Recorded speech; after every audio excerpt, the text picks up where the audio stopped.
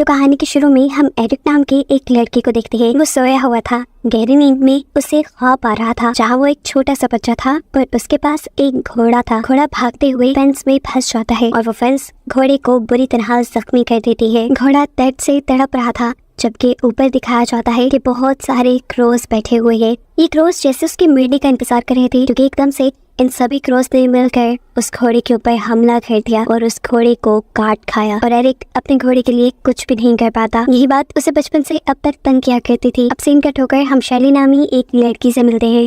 उसके पीछे master Vincent के लोग पड़े हुए थे, जिसके बारे में उसे उसकी दोस्त खबर करती है। ये सुनकर तो शैली भी घबरा गई, ऐसे जैसे उसने कोई गलत काम किया हो। उसने अपनी दोस्त से पूछा कि अब मैं कहाँ जाऊंगी। उसकी दोस्त कहती है तुम मेरे घर आ जाओ। अभी लड़की जो कि शैली से बात कर रही थी, जैसे ही वो अपने घर पहुंची तो उसने देखा कि मास्टर विंसेंट के लोग पहले ही उसके घर पे थे। यहाँ शैली भी जो अपने घर से निकल चुकी थी, उसे भी हम रोड पे चलता हुआ देखते हैं। उसका पीछा कोई इंसान कर रहा था। ये भी मास्टर विंसेंट का ही आदमी था। शैली इसके बारे में जान गई थी। वो अपनी स्पीड बढ़ा देती है और ऐसे बढ़ते आने में उसकी टक्कर हो जाती है पुलिस से। उसका हैंडबैग नीचे गिरता है जिसमें थी ड्रग्स, और ड्रग्स रखने के जुर्म में पुलिस उसे अरेस्ट कर लेती है और ऐसे में वो मास्टर विंसेंट के लोगों से बच गई। जेल के अंदर ही हम एरिक को भी देखते हैं, क्योंकि उसे भी ड्रग्स बेचने के जुर्म में अरेस्ट किया गया था। यहीं पर अब एरिक को शैली भी दिखती है, जिसे अभी अभी यहाँ लाया गया था, और एक झलक शैली भी एरिक के ऊपर मारती है और फिर ये दोनों एक दूसरे की नजरों से दूर हो जाते हैं। यहाँ अब पहली मर्तबा हमें मास्टर विंसेंट को दिखाया जाता है,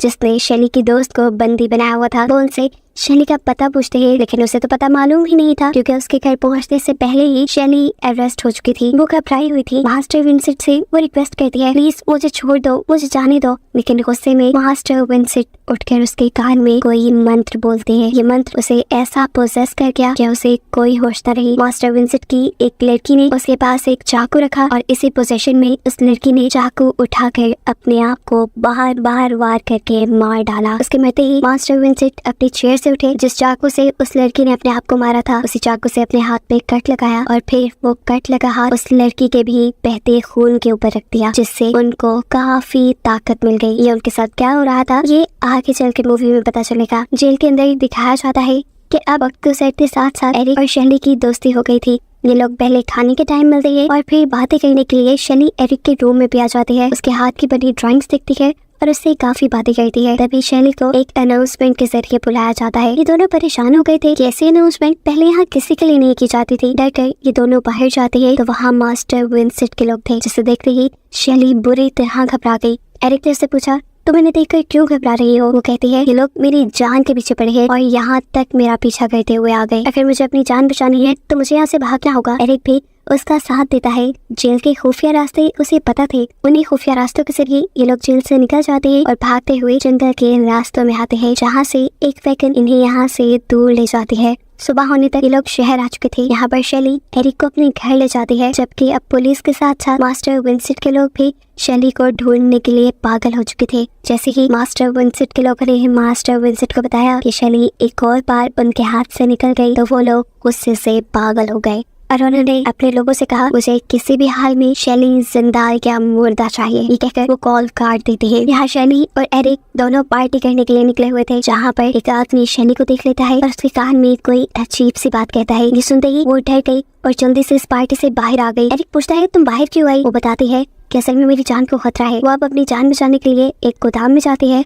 लेकिन बदकिस्मती उसकी, क्योंकि यहाँ पर पहले ही मास्टर विंसेंट के लोग आ चुके थे, जो उनके यहाँ आते ही उनके ऊपर हमला कर देते हैं और उनके चेहरों के ऊपर प्लास्टिक रैप लपेट देते हैं। इसकी वजह से अब उनका सांस घुटने लगा था। ये लोग तड़प रहे थे, लेकिन मास्टर विंसेंट के लोग इनके ऊपर बिल्कुल तरस नहीं खाते और तब तक उनके मुंह पे ये प्लास्टिक रैप बंधा रहने देते हैं जब तक उनकी जान नहीं निकल गई। ये अब मर चुके थे। इन लोगों को जब होश आया तो ये दोनों पानी में थे। ये एक दूसरी ही दुनिया थी। शैली इस पानी में डूब रही थी और एरिक उसे बचाने की कोशिश कर रहा था। बार बार कोशिश करने के बावजूद भी जब वो शैली को बचा नहीं पाता तो खुद तैरते हुए वो ऊपर आ जाता है, जहाँ उसे कैरानोस नामी एक करैक्टर मिलता है, जो एरिक से कहता है, अगर तुम शैली को इस पानी से बचाकर बाहर लाना चाहते हो तो तुम्हें मास्टर विंसेंट को मारना पड़ेगा। ये बात कहते ही क्रोनोस एरिक को पानी के अंदर धक्का दे देता है। पानी में जाने के बाद उसे होश आया असली दुनिया के अंदर, जहाँ अब वो शैली को ढूंढने लगा। वो पागलों की तरह शैली को ढूंढ रहा था, लेकिन शैली उसे कहीं नहीं मिली और यहाँ उसका सामना हो गया एक अजीब से गैंगस्टर से, जिसने उसके ऊपर अपनी गन से हमला कर दिया। ये देखकर उस समय एरिक ने भी चाकू उठाया और उस आदमी को मार डाला। फिर एरिक वॉशरूम में गया, अपना छोटा सा ऑपरेशन किया, अपने जिस्म में लगी हुई गोली उसे अपने जिस्म से बाहर निकाल दी। जिसके बाद वो फ्रेश हो गए यहाँ से बाहर शैली को ढूंढने के लिए निकल गया। ये सब करते हुए हमने नोटिस किया कि क्रो उसके ऊपर हर टाइम नजर रखे हुए था। चलते हुए उसे रास्ते में शैली दिख भी गई जो ब्रिज के ऊपर चढ़ी हुई थी। एरिक को दिखते ही वो समुंदर में जंप करके अपनी जान दे देती है और एरिक भी उसके पीछे ही गिर जाता है। इस मर्तबा जब एरिक की आंख खुली तो दोबारा उसके सामने क्रोनोस था, जो एक और मिनट एरिक से कहता है, तुम अपना मकसद पूरा करके नहीं आए, तुम्हें मास्टर विंसेंट को मारना था जो तुम नहीं करके आए, इसीलिए तुम दोबारा जाओ और अपना मकसद पूरा करके आओ। ये कहते ही क्रोनोस ने एक और मर्तबा उसे पानी में धक्का दिया और होश आया। फिर एरिक को अपनी जिंदा लाइफ में, अपनी असल दुनिया में, जहाँ अब वो अपने एक दोस्त के घर जाता है, उसे याद था कि उसे इस दुनिया में सिर्फ मास्टर विंसेंट को मारने के लिए भेजा गया है। इसीलिए वो अपने दोस्त के घर से एक गन लेता है और मास्टर विंसेंट को मारने के लिए निकल जाता है। वो जब बाहर निकला तो उसे एक लड़की दिखाई दी। ये मास्टर विंसेंट की बहुत करीबी थी। उसके ऊपर गन पॉइंट करते हुए एरिक उसकी गाड़ी में बैठ गया और फिर उसके घर भी आ गया। यहाँ उसके घर की तलाशी लेने पे उसे शैली के आईडी कार्ड और कुछ और चीजें मिली, जिसके बाद वो उसे छोड़कर दोबारा बाहर निकला और उसे अब मास्टर विंसेंट का ड्राइवर दिखा। एरिक गन पॉइंट करते हुए उसकी गाड़ी में बैठ जाता है और उसे कहता है, चलो मुझे मास्टर विंसेंट के पास लेके चलो। लेकिन ये ड्राइवर एरिक की बात नहीं मानता और अपने आप को गन से शूट करके मार देता है। ये देखकर एरिक ज्यादा शॉक नहीं हुआ। एरिक ने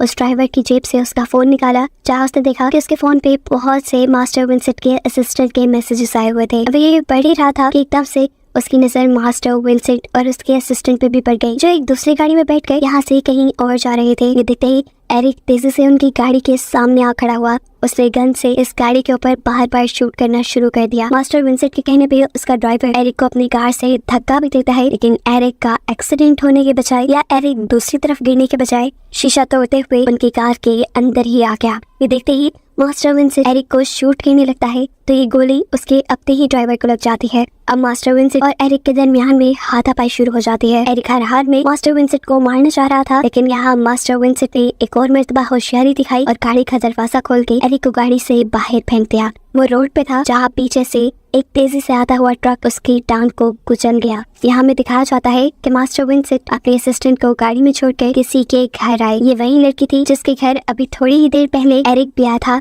मास्टर विंसेंट को शक था कि एरिक शैली का ही बॉयफ्रेंड है और जरूर उसको मास्टर विंसेंट के ऑफिस का एड्रेस इसी लड़की ने बताया है। इसीलिए तो वो लड़का इतनी दलेरी से मास्टर विंसेंट को मारने के लिए 3 मर्तबा आगे आया। ये लड़की ये सारी बातें खामोशी से सुनती है और मास्टर विंसेंट की बात खत्म होने के बाद कहती है, मैं उस लड़के के बारे में कुछ नहीं जानती, यहाँ तक कि जितनी भी बातें आपने की मैं उसके बारे में भी कुछ नहीं जानती। ये सुनकर मास्टर विंसेंट उसे कुछ नहीं कहते, बस खड़े होकर उसके कान में एक अजीब सा मंत्र बोलते हैं और वो लड़की बिल्कुल स्टैचू बन जाती है। कुछ देर बाद हमने देखा कि वो भी अब बिल्कुल वैसे ही पोजेशन में थी जैसे मूवी के स्टार्ट में शैली की दोस्त पोजेशन में आ गई थी। अपने ऊपर कंट्रोल ना होते हुए वो किसी ट्रांस में चलते हुए अपनी छत पे जाती है और फिर अपनी बिल्डिंग से जंप करके अपनी जान दे देती है। यहाँ हम देखते हैं कि एरिक एक डिटेक्टिव के पास पहुंचा हुआ था। वो डिटेक्टिव असल में शैली का दोस्त था, लेकिन ये डिटेक्टिव एरिक को बताता है कि मैंने तो शैली को कई दिन से नहीं देखा, मुझे नहीं पता वो कहाँ है। एरिक उससे पूछता है, तो फिर बताओ उसके दुश्मन कौन कौन थे। ये डिटेक्टिव कहता है, जहाँ तक मैं जानता हूँ शैली बहुत शरीफ थी,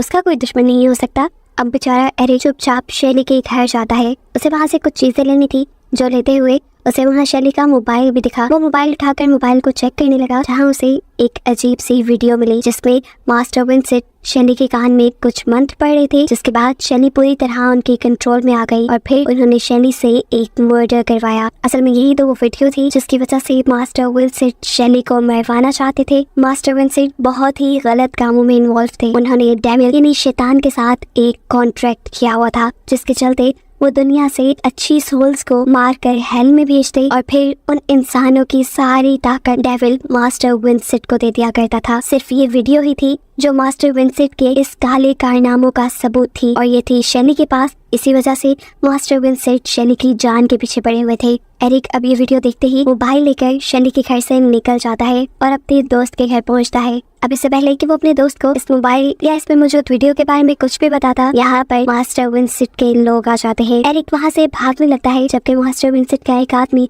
उसके दोस्त को शूट करके एक ही बार में मार देता है। और फिर ये लोग एरिक को भी पकड़ने में कामयाब हो जाते हैं, जो छुपने के लिए इस टाइम बाथरूम में गया था, जिसे भी अब इन्होंने गोली मारकर बाथटब के अंदर ही मार दिया। एरिक को जब होश आया तो वो दोबारा पानी में डूब रहा था और उसके सामने इस बार भी क्रोनोस था। क्रोनोस उससे कहता है, अब तुम्हारे पास आखिरी मौका है, अगर तुम इस मर्तबा भी जाकर मास्टर विंसेंट को बचा ना पाए तो हमेशा के लिए तुम अपनी शैली को खो दोगे। अब क्रोनोस आसमान में एक इशारा करता है और उसके इर्द गिर्द बहुत से क्रो मंडलाने लगते हैं और फिर एक क्रो तेजी से उड़ते हुए एरिक की बॉडी के अंदर समा जाता है। इसके बाद वो चाकू से पहले अपने हाथ पे कट लगाते हैं और फिर एरिक के हाथ पे, दोनों के हाथ से पूरी तरह खून निकल रहा था। क्रोनोस दोनों हाथों को मिला देता है और फिर एक मंत्र पढ़ने लगता है, जिसकी वजह से अब एरिक के पास बहुत सारी पावर्स आ चुकी थी। एरिक की आंखें बिल्कुल एक क्रो जैसी हो गई थी, जिसका साफ मतलब था कि उसमें बहुत सी पावर्स आ गई। ये सब खत्म होते ही एरिक को असल दुनिया में एक और बार होश आ जाता है और वो मास्टर विंसेंट के लोगों के ही गन्स उठाकर उन लोगों को मारने लगता है। उसने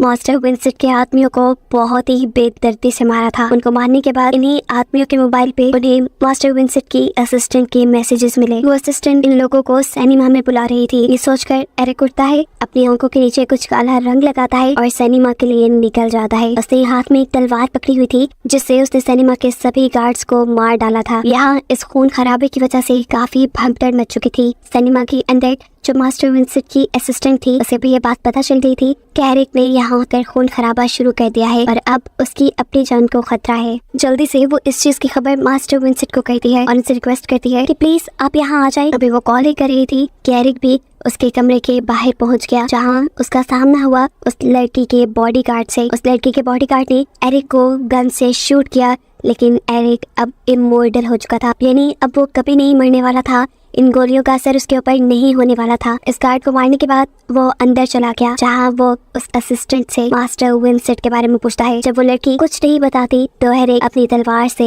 उसे भी मार देता है और फिर जाता है मास्टर विंसेंट के घर। मास्टर विंसेंट अपने कमरे में बैठा अपने बाल बना रहा था। यहाँ आकर एरिक ने मास्टर विंसेंट की गर्दन पे अपना चाकू रख दिया। मास्टर विंसेंट ने पूछा, कौन हो तुम? एरिक उसे कोई जवाब नहीं देता, उल्टा उसी से सवाल करता है, तुमने शैली को क्यों मारा था? मास्टर विंसेंट अब समझ गए कि ये मामला उनके बस से बाहर है, इसलिए उन्होंने इस मामले को संभालने के लिए एक दूसरी चाल चुनी। उन्होंने एरिक को कहा, अपना मुंह शीशे में देखा है? एरिक ने जैसे ही शीशे में देखा तो उसे अपने पीछे बहुत से क्रो नजर आने लगे। ये सब मास्टर विंसेंट ही उसे दिखा रहे थे ताकि उसका ध्यान भटक जाए। अब मास्टर विंसेंट उसके कानों में कुछ मंत्र पढ़ते हैं और फिर चालाकी से उसके जिस्म के आर पार उसी का चाकू कर देते हैं। इस मर्तबा एरिक जख्मी हो चुका था। मास्टर विंसेंट एरिक को नीचे गिराते हैं और अपने हाथ पे कट लगाते हुए वो अपना हाथ एरिक के बहते खून के ऊपर रख देते हैं, जो कि अब काले रंग का था। ऐसे एरिक के अंदर की सारी ताकतें उसके अंदर आने लगी थी। एरिक कमजोर हो रहा था, हार रहा था और हारते हुए उसे अपनी सारी लाइफ के हारने वाले मोमेंट्स याद आए।